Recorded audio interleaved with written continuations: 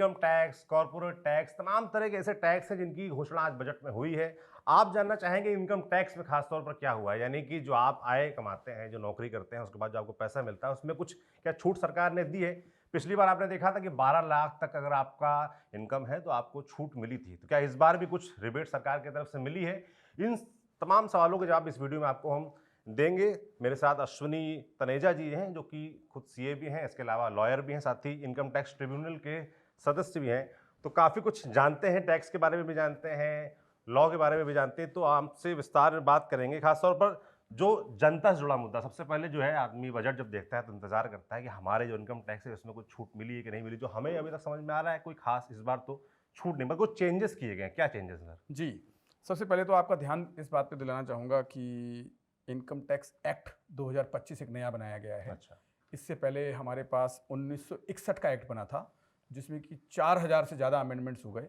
तो वो इतना भारी हो गया था कि उसको थोड़ा सिंप्लीफाई करने की कोशिश की है, लैंग्वेज को थोड़ा चेंज किया है, जिससे कि एक आम आदमी भी समझ सके। हालांकि अभी भी बड़ा मुश्किल है आम आदमी के लिए समझना, उसके लिए टैक्स का एक्सपर्ट होना ज़रूरी है, पर फिर भी एक प्रयास सरकार ने किया है। और जो ये नया कानून है, इनकम टैक्स एक्ट 2025, ये लागू होगा 1 अप्रैल 2026 से। अच्छा। तो इसमें कई सारी बातों को बड़ा इजी किया गया है, जैसे कि पहले असेसमेंट ईयर और प्रीवियस ईयर की कॉन्सेप्ट थी, उसको हटा दिया। अब बोलते हैं टैक्स ईयर। तो यानी कि पहला टैक्स ईयर जो होगा इस एक्ट का, वो होगा फाइनेंशियल ईयर 2026 से लेकर 2027, यानी कि 1 अप्रैल 2026 से लेकर 31 मार्च 2027 तक जो ईयर है उसको पहला टैक्स ईयर कहा जाएगा। तो अब असेसमेंट ईयर और प्रीवियस ईयर दो ईयर नहीं रहेंगे, एक ईयर रहेगा, जो कि कंसर्न फाइनेंशियल ईयर होगा। दूसरा, पहले लैंग्वेज थोड़ी कॉम्प्लेक्स थी, it was more like a British English. अब उसको सिंपल भाषा कर दिया गया है। पहले पैसिव वॉइस में था, अब एक्टिव वॉइस, एक्टिव उसमें है। तो एक तरह से अब थोड़ा पढ़ना आसान है। मतलब भाषा क्या इतनी आसान कर दी गई कि कोई व्यक्ति उसको पढ़ सकता है, समझ सकता है।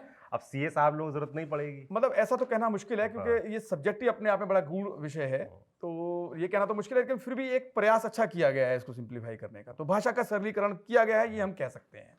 भाषा हो गई। अब आम आदमी को कोई फायदा दिया है क्या? हाँ, अब देखिए फायदे की बात।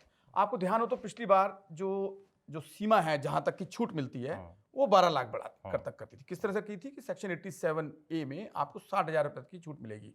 तो यानी कि उसका इफेक्ट क्या हुआ कि 12 लाख रुपए तक किसी पे कोई टैक्स नहीं लगेगा। और अगर वो वेतनभोगी है, यानी कि सैलरीड एम्प्लॉई है, तो उसको 12,75,000 रुपए तक कोई टैक्स नहीं लगेगा, क्योंकि 75,000 रुपए की स्टैंडर्ड डिडक्शन भी मिलती थी। तो वो बहुत बड़ा जंप था। तो इस बार हम उम्मीद तो नहीं कर रहे थे कि एग्जेम्पशन लिमिट को बढ़ाएंगे, तो इसलिए नहीं बढ़ाया, क्योंकि नया एक्ट भी आया हुआ है।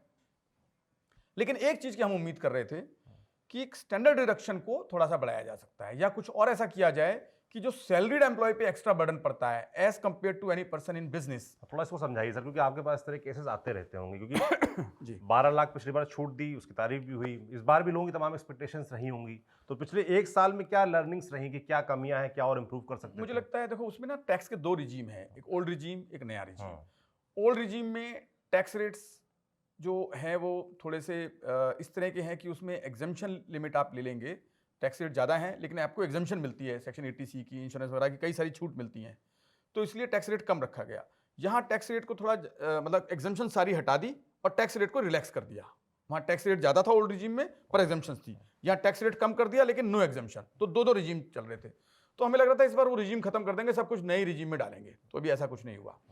दूसरी एक बात जो हमें लग रहा था जो करनी चाहिए थी, कि जो सैलरीड एम्प्लॉइज हैं, सैलरी लेते हैं, उनको अभी भी टैक्स का जो बर्डन है वो अगर हम तुलना करें किसी बिजनेस अर्निंग वाले से, तो थोड़ी ज़्यादा पड़ती है। वो कैसे, मैं समझाने की कोशिश करता हूँ कि देखिए, जो एम्प्लॉई है वो ऑफिस तक आने जाने तक कार का भी इस्तेमाल करेगा, कार की रिपेयर मेंटेनेंस भी होगी, टेलीफोन भी है, और भी कपड़ों पे इधर उधर थोड़ा बहुत खर्चा होगा, बाहर लंच भी करेगा, कुछ कई सारे और खर्चे हो जाते हैं।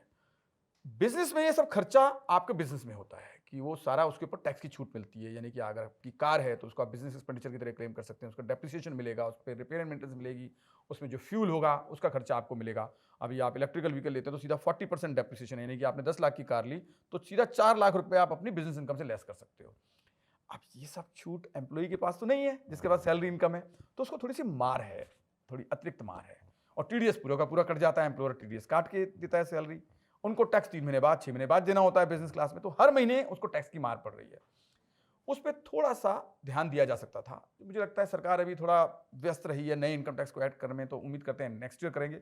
मुझे लगता है 2-3 लाख रुपए का कुछ ऐसा दिया जा सकता है, कोई प्रावधान किया जा सकता है कि कार का डेप्रिसिएशन दे दिया जाए, कोई रिपेयर मेंटेनेंस के बिल अगर हो तो वो अलाउ कर दिए जाएं, या कम से कम इतना तो कर सकते हैं कि एचआरए अलाउंस दे दिया जाए, जो अब बिल्कुल हटा लिया गया है, क्योंकि वो भी एक अतिरिक्त मार है। तो किसी ना किसी रूप में जो 3-4 लाख रुपए का जो कमी पड़ रही है उनको अपने बिजनेस इनकम के कंपेरिजन में, वो हम उसको थोड़ा सा कर सकते थे, वो नहीं किया गया है। बिल्कुल, मतलब जो सैलरी पाते हैं नौकरी पेशा लोग हैं उनको ये दुश्वारियां आ रही हैं, बाकी जी। जो बिजनेस वाले हैं उनको तो तमाम तरह के रिबेट मिल जाते जी। हैं। ठीक कह रहे हैं। थोड़ा सा बात कर लेते हैं कॉर्पोरेट टैक्स की भी, क्योंकि आम आदमी की नज़र इनकम टैक्स के बाद आती है कॉर्पोरेट टैक्स पर कि कॉर्पोरेट को कितना माफ किया, और सरकारों के ऊपर बड़ी ये दुविधा रहती है कि अगर कॉर्पोरेट को कुछ अलग प्रावधान किए, उनको कुछ अलग सुविधा दे दी, तो आम आदमी कहेगा देखिए पूंजीपतियों की सरकार है। देखिए, ये आपने बड़ी अच्छी बात, बहुत बढ़िया सवाल है और ये देश का सवाल है। इसमें इधर कुआं इधर खाई है। मैं दोनों बातें समझाता हूँ। अभी एफटीए आया है, फ्री ट्रेड एग्रीमेंट जो हुआ है, बहुत बड़ी चर्चा चल रही है देश में, इस टाइम बहुत बड़ा इशू है ये, मदर ऑफ ऑल डील्स कहते हैं, मदर ऑफ ऑल डील्स भी कहा जा रहा है। और वाकई ये 91 में जैसे एक बार गेट्स खुले थे, पूरी रिवोल्यूशन हुई थी कंट्री में इंडस्ट्री, तो ये वो समय मुझे लगता है वापस आ गया। ये सुनहरी अवसर है, यानी कि गोल्डन गेट्स आपके खुल गए हैं, बशर्ते उनको हम सुनहरी अवसर की तरह इस्तेमाल करें। यानी कि अब बाहर का मैन्युफैक्चरर यहाँ इंडिया आ सकता है, अपना प्रोडक्ट यहाँ सप्लाई कर सकता है, हम अपना प्रोडक्ट बाहर भेज सकते हैं, दोनों तरफ से रास्ते खुल रहे हैं। तो अगर अब हमारा इंडियन मेक नहीं हुआ, इंडियन मैन्युफैक्चरिंग शुरू नहीं हुआ, यानी कि मेड इन इंडिया को हमने आगे नहीं बढ़ाया, तो बाहर का प्रोडक्ट ही आएगा। तो ये डबल एज वेपन बोलता हूं मैं इसको, कि अगर आपने तैयारी कर रखी है तो आप मलाई खाएंगे, अगर आपने तैयारी करनी नहीं कर रखी इस देश में तो बाहर का मलाई खाएगा यहाँ आके। तो उसके लिए क्या करना होगा? उसके लिए मुझे ऐसा लगता है कि जो हमें करना चाहिए था, कॉर्पोरेट को इतना सशक्त कर दो कि मेक इन इंडिया होने लगे। मैं इसको इस तरह से बोलूंगा बात को, कि अभी हम चिंता कर रहे थे कि भाई चिंता करो और मेड इन इंडिया खरीदो। मैं कह रहा हूं रिवर्स होना चाहिए कि मेड इन इंडिया खरीदा है तो चिंता ना करनी पड़े, आपकी पहली चॉइस मेड इन इंडिया होनी चाहिए। आज मैं अगर आप किसी से बात करो, आप रशिया में किसी नागरिक से बात करो, उनके डिप्लोमेट्स ऑफिसर से बात करो, तो कहते हैं साहब हम तो आपके साथ बहुत अच्छा डील करना चाहते हैं, बशर्ते आपके प्रोडक्ट को हम ब्लाइंडली रिलाई कर पाए। तो उस पर क्या एक सरकार का सहयोग हो सकता है? किस तरह से हाई क्वालिटी प्रोडक्शंस के ऊपर सरकार कुछ सहयोग कर सकती है क्या मैन्युफैक्चरिंग सेक्टर का, कॉर्पोरेट का? पहली बात, R&D सेटअप जो है, R&D सेंटर्स की बात कर रहे हैं, एक बात ये उठ रही है कि R&D सेंटर सेटअप नहीं होती। मुझे लगता है जो कॉमन एक्सपेंडिचर है वो सरकार को ही करना होगा, कॉर्पोरेट अभी आगे नहीं आएगा। क्योंकि देखो ट्रस्ट कैसे बनेगा, पूरा इकोसिस्टम देख के ही ट्रस्ट बनता है, कोई पहल नहीं ले सकता, कोई अपने गले में घंटी नहीं बांधेगा, पहली बात। दूसरी बात, और कुछ नहीं तो टैक्स के रूप में ही कुछ ना कुछ सहयोग कर दीजिए। जैसे कॉर्पोरेट टैक्स 25% है, थोड़ा कम है, लेकिन अब चूंकि गोल्डन गेट्स खुल रहे हैं तो और कुछ कम किया जा सकता था। जैसे एक बहुत अच्छा प्रयास, एक कदम लिया गया है कि डेटा सेंटर्स के लिए टैक्स हॉलीडेज का कदम उठाया गया है। मुझे लगता है एक बहुत महत्वपूर्ण कदम साबित हो सकता है, ये बहुत अच्छा प्रयास है, इसको इसमें ये फेल ना हो जाए स्कीम, ये ध्यान देना होगा। दूसरा, जैसे LLPs हैं, जो छोटी छोटी ऑर्गेनाइजेशंस हैं, जो अदर देन कॉर्पोरेट्स हैं, क्या उसको भी इंसेंटिव नहीं दे सकते हम? जरूरी है कॉर्पोरेट बनाना, कॉर्पोरेट की अलग सीमाएं हैं, कॉर्पोरेट में अलग बंदिशें हैं, तो हम नॉन कॉर्पोरेट भी एंटिटीज हैं, जैसे LLPs है, LLP भी एक सेमी कॉर्पोरेट है, उसको क्यों स्टेप मदरली ट्रीटमेंट दे रहे हो आप? उसको भी आप 25% कर दीजिए। और 25 से क्यों, मैं कहता हूं उनको थोड़ा और कम करो ना, क्योंकि गोल्डन गेट्स खुल रहे हैं, आप इंफ्रास्ट्रक्चर नहीं कर सकते। कहते हैं देखो बाहर और भी ज्यादा टैक्स है, लेकिन बाहर को मैं इस तरह से बोलूंगा कि बाहर अगर टैक्स है तो इस तरह का है कि मान लीजिए आपने ज्यादा पैसे दिए और बिजनेस क्लास टिकट ले ली, फिर आपको और कुछ नहीं करना। यहां आप पेमेंट तो बिजनेस क्लास की तरह करेंगे पर चलेंगे इकोनॉमी में, तो फिर ये तो फिर नाइंसाफी है। बिल्कुल, आपने जैसे बात की डेटा सेंटर की, तो मैंने देखा कि फॉरेन इन्वेस्टमेंट लाने में बड़ा जोर है सरकार का, और उसमें जैसे आपने कहा कि डेटा सेंटर्स को छूट दी गई 2047 तक, तो इसके पीछे सरकार क्या पॉलिसी चल रही, फॉरेन इन्वेस्टमेंट पे इतना जोर क्यों है?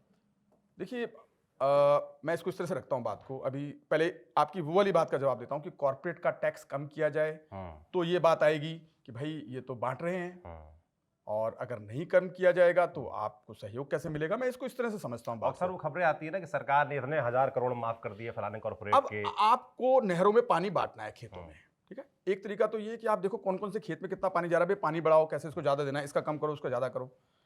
एक और तरीका है कि किसी का कम ना करना पड़े, कि गंगोत्री बड़ी कर दो ना जहां से पानी निकल रहा है।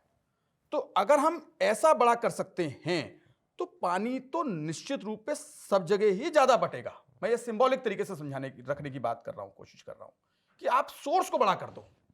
तो अब और कोई तरीका नहीं है। अब आप जीडीपी का साइज कैसे बढ़ाओगे? ऐसे ही बढ़ाओगे कि आपको सोर्सेस मोप अप करनी पड़ेगी फ्रॉम एक्सटर्नल सोर्सेस आल्सो, यानी कि बाहर से निवेश को अर्जित करना पड़ेगा। अब ग्लोबलाइजेशन का जमाना है। चाइना के पास इंटरनल सोर्सेज नहीं थी या किसी भी देश के पास नहीं थी। उन्होंने अपने आप को इतना सक्षम और सशक्त किया कि बाहर की सोर्सेज लगी हैं। अपनी सोर्सेज से कोई बड़ा नहीं हुआ है। अमेरिका की कोई अपनी सोर्सेज नहीं है। आप देख लीजिए उनका डेट टू जीडीपी रेशियो। तो बाहर की सोर्सेज को जो सबसे ज्यादा अट्रैक्ट करेगा वही सशक्त अच्छा, बनेगा। आपने चाइना का जिक्र किया। चाइना सर ऐसा क्या कर रहा है अलग, और खासकर कॉर्पोरेट में या इंडस्ट्री सेटअप में, जो हम नहीं कर पा रहे हैं? उनका निर्णय होता है कि मैं एक बार खुद कमिटमेंट कर लेता हूं तो खुद की भी नहीं सुनता, बस उसी से बदलाव ला सकते हो आप, और कोई तरीका नहीं है। 4 बार आप यस करोगे, 8 बार आप नो कर दोगे तो कुछ भी नहीं होगा, वहीं के वहीं खड़े रहेंगे। जो होना है और जो अच्छा है, जो शक्तिशाली है, जो सुरक्षित है, जो विकास की तरफ ले जाएगा, वो होना है तो होना है।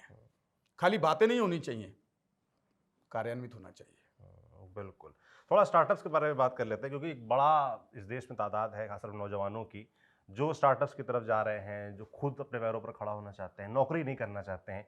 तो उनको ध्यान में रखते हुए कोई सरकार की योजना, कोई प्लान इस बजट में कुछ दिखा आपको? ये आपको बड़ी अच्छी बात की है, क्योंकि मैं ये मानता हूं, क्योंकि बाहर जाने का भी मौका मिलता है, इस देश से बाहर जाने का, और वहां सीखने का मौका मिलता है। एवरेज इंडियन, जो हमारा आम नागरिक भी है, मैंने देखा है, मैं अपने गर्व से कह सकता हूं इस बात को, कि बाहर के नागरिकों से एवरेज इंटेलिजेंस में ज्यादा है।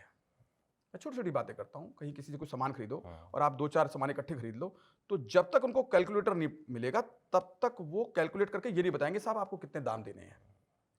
यहां नहीं है ये समस्या। वहां सिस्टम फेल तो सब फेल। सिस्टम है तो कुछ नहीं, ऐसे हाथ खड़े करके बैठ जाएंगे। हमारा युवा ऐसा नहीं है, उसको सिस्टम और नो सिस्टम कर सकता है काम। अब इसमें थोड़ी सी गलत बात यह है कि हम फिर सिस्टम फॉलो करना नहीं जानते, लेकिन वो मजबूरी है। जब सिस्टम आप बना दोगे और इंटेलिजेंस हमारी बहुत अच्छी है तो हम तो बहुत आगे निकलेंगे। हमें बस आप शिक्षित कर दीजिए हमारे सारे युवाओं को। आपने 2047 तक का रखा है ना लक्ष्य, आप 2037 तक का रखिए। पहले 2 भागों में बांटिए। 2037 तक एक भी युवा हमारा शिक्षित नहीं रहना चाहिए। अगर आपने इस लक्ष्य को प्राप्त कर लिया, मुझे पूरा यकीन है हम 2047 तक विकसित भारत के हो साथ साथ जाएंगे। मुझे लगता है स्किल पे भी ध्यान देना चाहिए, क्योंकि अगर आप पढ़ लिख लिए पर आपके अंदर कोई एक्सपेक्टर सर नहीं, कोई मैं स्किल मानता नहीं हूं है। शिक्षित ही वही है जो जीवन को अच्छे से जी सके। शिक्षा सिर्फ किताबों के लिए नहीं है, शिक्षा जीवन के लिए है। और जीवन जीने के लिए बहुत जरूरी है कि हम अपने पैरों पे खड़ा होना समझें।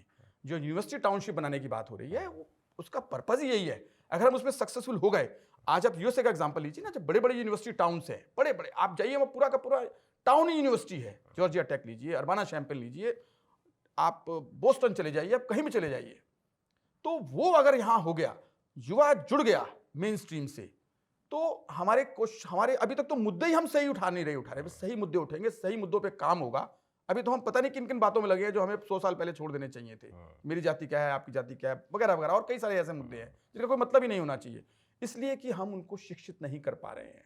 सिर्फ 10 साल मेरी जाति क्या, तुम्हारी जाति क्या, उसमें तो सरकार का वैसे बड़ा फोकस रहता है। लगातार तमाम सरकारें, अन्य पार्टियां इसी काम में लगी भी रहती हैं, ताकि जो आप कह रहे हैं, जो जरूरी सवाल है वो ना पूछ पाए, उसके लिए उनके दिमाग में बत्ती ना बचे। मालूम नहीं मुझे भी बड़ा अचंभा होता है कि आज हम इतने आगे निकल आए हैं, लेकिन कभी कभी ऐसा लगता है वहीं खड़े हैं, आगे नहीं बढ़ पा रहे हैं। यही कारण है कि शिक्षा नहीं मिल पा रही है। बिल्कुल, हमने तमाम तरह के टैक्सेस की बात की, तमाम तरह की छूट की बात की, और तमाम एक्सपेक्टेशंस हैं जो शायद इस बजट में अधूरी रही लोगों की, उस पर भी बात की। मैं इकोनॉमिक सर्वे देख रहा था सर, जो मैं हम उससे पहले कुछ अच्छे बदलाव आए हैं उनकी बात कर लूं। करिए। इनकम टैक्स में कुछ थोड़ा सुचारू रूप से इसके पूरे जो हमारा टैक्स एडमिनिस्ट्रेशन है उसको थोड़ा सुचारू करने का प्रयास सरकार पिछले कई सालों से कर रही है। जैसे फेसलेस बनाया है पूरे सिस्टम को, पूरी डिजिटाइजेशन हो गई है। आप income tax return online file कीजिए, पूरा ऑनलाइन हो गया सिस्टम, बहुत अच्छा कदम है। इस बार भी अब उसको लिटिगेशन को जब तक हम कम नहीं करेंगे तब तक बिजनेस को सपोर्ट नहीं मिलेगी, ना ही आम नागरिक खुश होगा, क्योंकि इसी में उलझा रहेगा, नोटिस में उलझा रहेगा।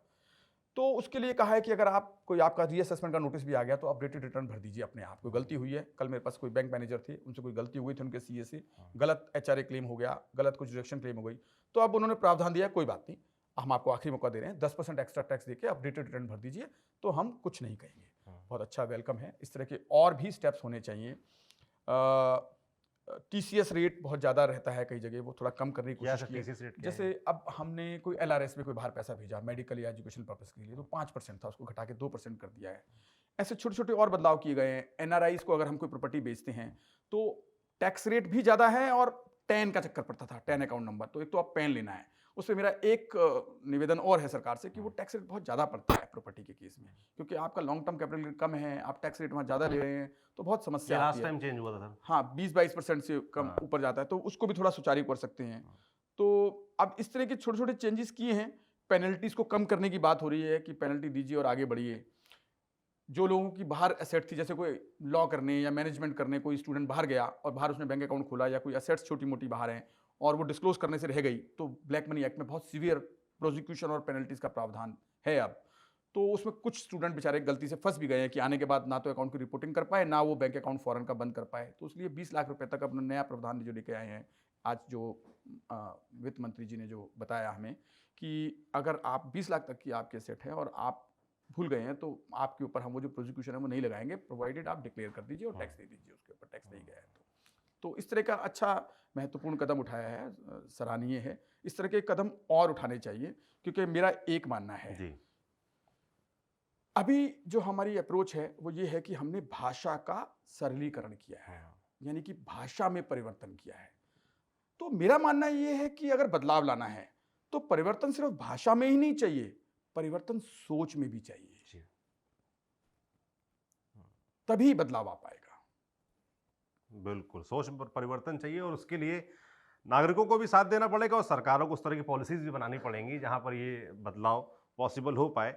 और जब बदलावों की बात हम करते हैं, तो जितने भी टैक्सेस हमने ज़िक्र किया, ज़्यादातर का मकसद क्या होता है कि पैसा सरकार जुटाएगी, फिर उसको आम नागरिकों के हित में खर्चा करेगी, इंफ्रास्ट्रक्चर पे खर्चा करेगी, एजुकेशन पे करेगी, तमाम अदर सोर्सेज़ उस पे खर्चा करेगी। मगर इकोनॉमिक सर्वे आया, उसमें कहा गया कि एजुकेशन, स्वास्थ्य, इस तरह के जो मसले हैं, उनके लिए पैसा ही नहीं बच रहा, क्योंकि फ्रीबीज़ इतनी ज़्यादा बाँट दी जा रही है। फ्रीबीज़ का ज़िक्र किया गया और ख़ासतौर पे स्टेट्स के लेकर ये फ़ोकस था कि स्टेट्स बिना सोचे-समझे फ्रीबीज़ बाँट रही हैं, बिना सुविधा, बिना किसी काम किए आप पैसा लोगों को दे रहे हैं। उसकी वजह से जो ज़रूरी चीज़ें हैं, जो ज़रूरी सेक्टर्स हैं, उन पर ध्यान नहीं दे पा रहे हैं। इसको लेकर आप क्या सोचते हैं और इस पर क्या इस बजट में या सरकार की तरफ कोई ध्यान दिया जा रहा है? देखिए, इसको हम जो आम राजनीतिक भाषा है उसमें इसको कहा जाता है रेवड़ियाँ बाँटना। जी। तो सुबह से बात चल रही थी कि रेवड़ियाँ बाँटी जाएँगी या नहीं, और एक स्टेटमेंट आ रहा था कि नहीं, रेवड़ियाँ नहीं बाँटेंगे हम। इसके लिए मैं थोड़ा-सा पीछे लेके चलता हूँ, कुछ 10 1 साल 20 साल पहले, कि जब देश में कई राजनीतिक पार्टियों ने ऐसा शुरू किया कि फ्रीबीज़ बाँटना शुरू किया। चाहे वो टीवी दे रहे हैं, चाहे वो फ्री ट्रेन या राइड दे रहे हैं, किसी भी नाम पे कुछ ना कुछ कर रहे हैं। ये दिखने में तो बहुत अच्छा लगता है, लेकिन अगर हम इसके पीछे जाएँगे तो आप देखिए जिन-जिन देशों ने ऐसा किया, वो फाइनली बैंकरप्ट ही हो गए, गिरी गई वो इकोनॉमी। पहली बात। दूसरी बात, हमें फ्रीबीज़ देके हम एक नागरिक को क्या कर रहे हैं? उसको हम सशक्त कर रहे हैं या उसको हम कमज़ोर कर रहे हैं? कोई मतलब, अब ये दोनों तरफ की ये बात ऐसी है जिसपे बहुत विवाद हो सकता है। जी। लेकिन अगर आप लॉन्ग टर्म में देखेंगे तो उसको हम सशक्त नहीं कर रहे हैं। शॉर्ट टर्म में ज़रूर अट्रैक्शन होगी कि नहीं साहब देखिए हम कहाँ जाएँ, हमें भी तो चाहिए कुछ, तो हमें तो 10,000 रुपए दीजिए। लेकिन वो सशक्त नहीं होगा, वो ऐसे माँगता ही रहेगा। तो हमें उनको ऐसे माँगने वाला नहीं बनाना है, सशक्त बनाना है, उस तरफ प्रयास होना चाहिए। बट अनफॉर्चुनेटली हुआ क्या कि ये विशियस सर्कल बन गया कि जब तक आप ये करेंगे नहीं, तो आप बहुमत में नहीं आएँगे। बिल्कुल। अगर आप ये करेंगे, तो एक तो देश का खजाना खाली कर रहे हैं और दूसरा अपने ही नागरिक को पंगु बना रहे हैं। मेरा मानना, व्यक्तिगत मानना ये है कि हमें अपने नागरिक को सशक्त बनाना है, पंगु नहीं। तभी हम सशक्त भारत का निर्माण कर पाएंगे। बिल्कुल, क्योंकि हाल के चुनाव में तो हमने देखा है, बिहार की बात आप देख लीजिए, वहाँ महिलाओं को 10,000 रुपए देने की बात कही गई। उससे पहले आप देख लीजिए महाराष्ट्र का चुनाव था, तो वहाँ लाडली बहना योजना थी। मध्य प्रदेश में आपने देखा होगा, राजस्थान में आपने देखा होगा। तो इस तरह की योजनाओं लगातार एक ट्रेंड सा चल गया है और उसका असर क्या है वो देखिए खुद जो इकोनॉमिक सर्वे, जो कि देश की सरकार ही कराती है, सरकार से जुड़े लोग ही, जो सरकार के संसाधन है, उन्हीं के जरिए बात निकल के आ रही है कि फ्रीबीज अब काल बन रही है इकोनॉमी पर। तो कैसे हम उनको सशक्त कर सकते हैं, कैसे स्किल दे सकते हैं, कैसे एजुकेशन दे सकते हैं, कैसे स्पोर्ट्स में जोड़ सकते हैं, कैसे कहाँ कहाँ जोड़ सकते हैं कि उनको मांगना ना पड़े, वो देने की परिस्थिति में आए। और यही नहीं, इस देश में नहीं, देश के बाहर जाके भी दे। बस इतना सा करना है हमने। कैसे कर सकते हैं? अगर विल होगी तो बिल्कुल हो जाएगा। विल का मसला है, बात तो यही है। बिल्कुल।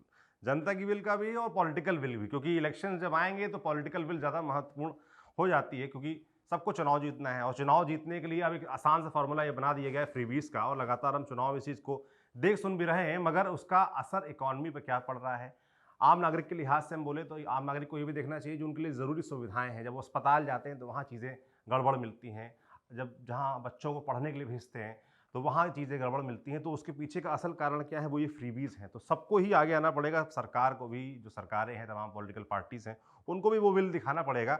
बाकी जो टैक्स से जुड़े मसले थे, सरकार की तरफ से क्या चेंजेस लाए गए और क्या चेंजेस हो सकते थे, उस बारे में इस वीडियो में हमने बात की अश्विनी तनेजा जी से। सर थैंक यू, आप हमारे बात करने के लिए हमारे साथ आए। बाकी आपसे, आपके अनुमान में जो भी कुछ सुझाव हो, जो आप जानकारियाँ और जानना चाहते हैं बजट से जुड़े, मैं कमेंट बॉक्स में लिखकर ज़रूर बताएं। मैं सौरभ त्रिपाठी हूँ, देखते रहिए न्यूज़ पिंच। धन्यवाद। धन्यवाद।